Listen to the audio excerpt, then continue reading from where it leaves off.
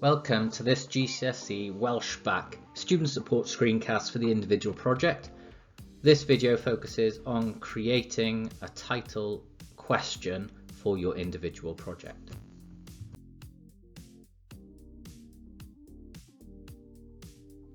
The success criteria for creating a title question is as follows. The first thing you need to do is make sure that you select a topic that inspires and motivates you.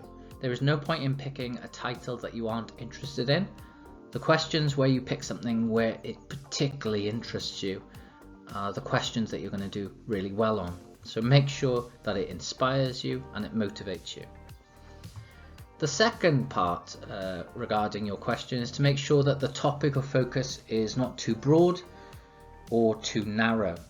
Now, if your topic is too broad, it makes it very difficult to stay within the word count, and if it's too narrow, it becomes too difficult to make the word count. So it's important to work with your teachers and those people at home, adults at home, work together on making sure that your question is not too broad or too narrow, too large or too small. The third part is once you have kind of thought of something you want to do, is to check that there's enough secondary research available. The best way to do that is to use the internet. So once you think of a question, just take a bit of time to go onto the internet and see what reports are out there, see what research has been done, because you don't want to be picking a title that doesn't have enough secondary research to use. If your question has enough secondary research, it makes for a much more effective project. The final one is to make sure that a questionnaire can be used for your primary research. So whatever your title is, you want to be able to ask a sample of people that you can get access to answer your questions. So for instance, if you're looking for specialist knowledge, possibly on like a medical question, you might need to get 25 doctors to take your questionnaire, which can be quite challenging. So it is better to try and angle your question to something where you don't necessarily need those specialist people in your sample to take your questionnaire. It's better to have one where you've got access to those people who can take your questionnaire. So whether that's year 7, year 8, year 9, year 10, people at home, people within your local community. Don't make your questionnaire too specialist, I guess.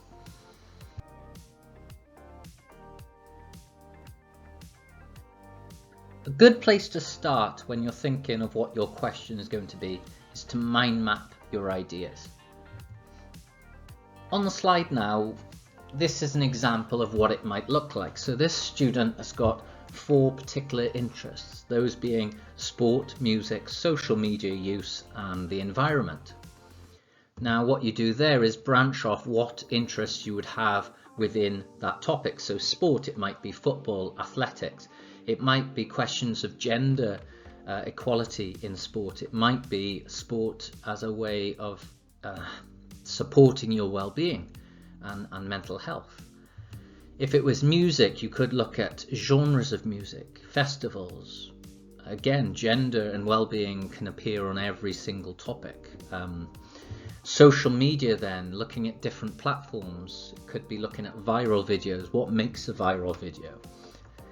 The environment then, you might be looking at sustainability, animal welfare. You might be also looking at pollution, global warming, kind of global issues that affect everyone. So that is just a quick example of how you might start brainstorming your ideas. Obviously your topics will be different and your interests will be different. You might not have 4 there, you might just have 1. But I think it's important for you to select your idea in this way.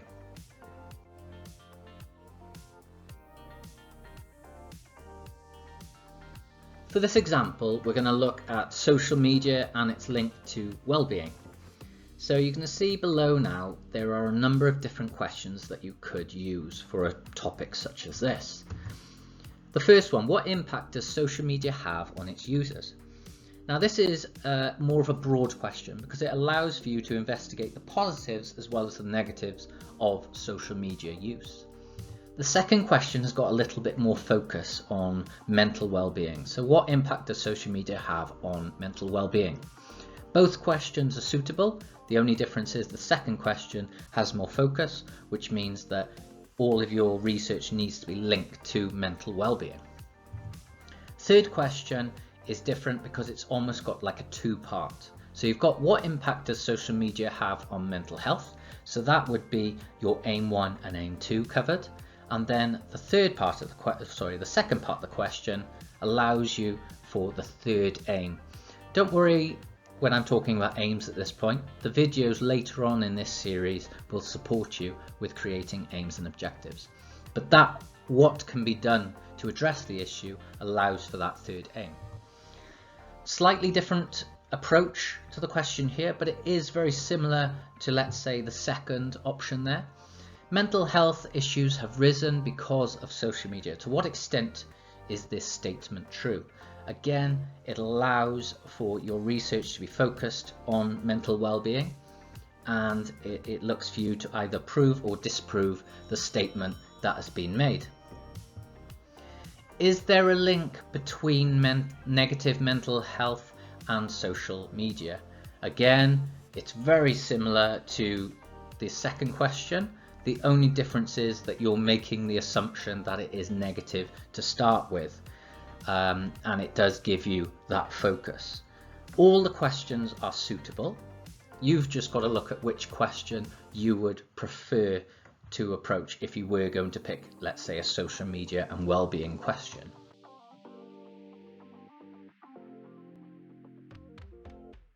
So these are other example questions with different topics.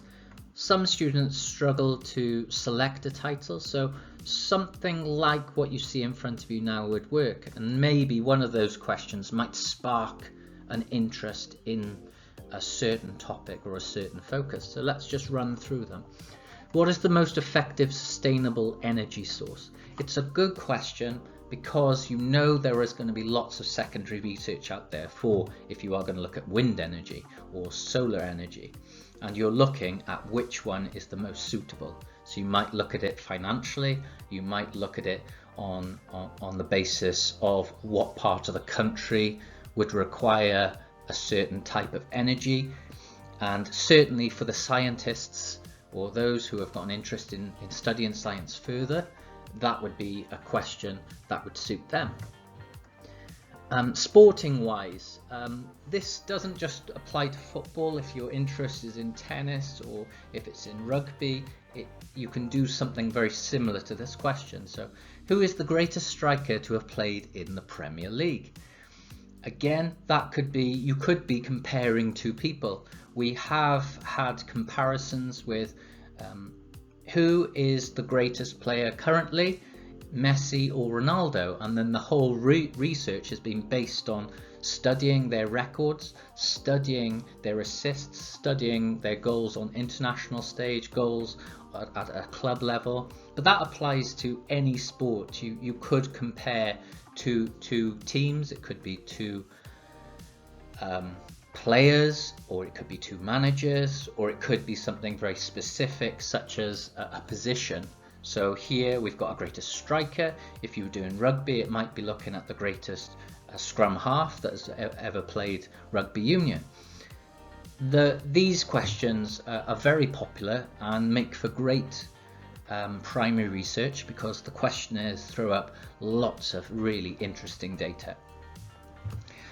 The third question, linked to the examples we just went through, social media. What impact can social media have on the mental health of its users? If you are interested in social media, that's a really good question to use because it allows you to look at the positives and the negatives of social media use, and also in regards to the negatives of mental health. Should all children learn to play a musical instrument? The arts, those students that really have got a passion for the arts, this is a question that has been used a lot. It's been used as well for drama and theatre, so should all children be taught drama in schools?